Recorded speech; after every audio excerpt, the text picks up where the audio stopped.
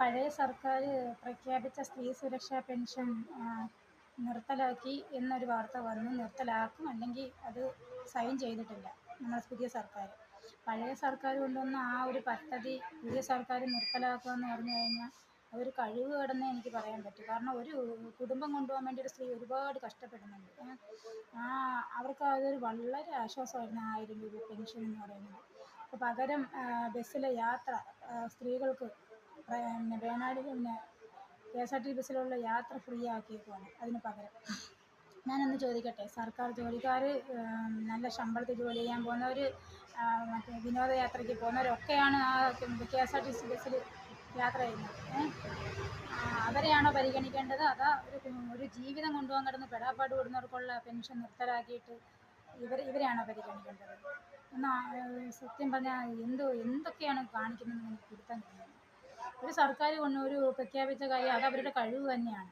മറ്റൊരു സർക്കാർ അത് നിർത്തലാക്കുമെന്ന് പറഞ്ഞാൽ അത് കഴിവ് കടന്ന് എനിക്ക് പറയാൻ പറ്റും.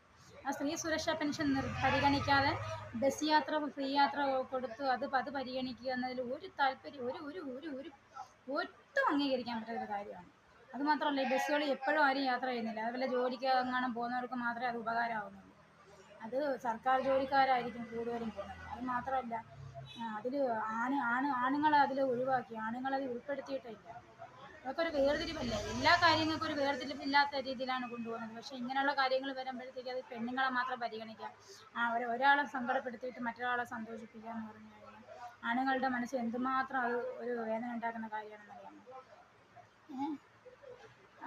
പിന്നെ ഒരിക്കലും സ്ത്രീ സുരക്ഷാ പെൻഷൻ നിർത്തലാക്കാൻ പാടില്ല. അത് മുമ്പോട്ട് തന്നെ കൊണ്ടുപോകണം. സ്ത്രീകൾക്ക് വളരെ ഒരു ആശ്വാസമാണ്. പരിഗണിക്കേണ്ട കാര്യങ്ങൾ പരിഗണിക്കണം, അല്ലാതെ അതിനെ അവഗണിച്ചിട്ട് ആവശ്യമില്ലാത്ത കുറച്ച് കാര്യങ്ങൾക്ക് പരിഗണന കൊടുത്തിട്ട് കാര്യമില്ല. ചിന്തിച്ച് പെരുമാറാം. നമ്മളൊരു അഭിപ്രായം പോലും പറയാൻ പറ്റാത്ത ഇതാണ് ഒരു അവസ്ഥയാണ്. ഒരു അഭിപ്രായം പറഞ്ഞാൽ നമ്മൾ പാർട്ടിയുടെ സൈഡിൽ നിന്ന് പറയുകയാണ്, ഈ പാർട്ടിക്കാരെ നിങ്ങൾക്ക് ഇഷ്ടമല്ല, ഈ ഒരു ഭരണത്തെ ഇഷ്ടമല്ല. അങ്ങനെയൊന്നുമല്ല. നമുക്ക് ആരോടും ഒരു ഇഷ്ടക്കേടും ഒന്നുമില്ല. ശരി എന്താണോ അതിൻ്റെ പക്ഷത്തായിരിക്കും ഞാൻ.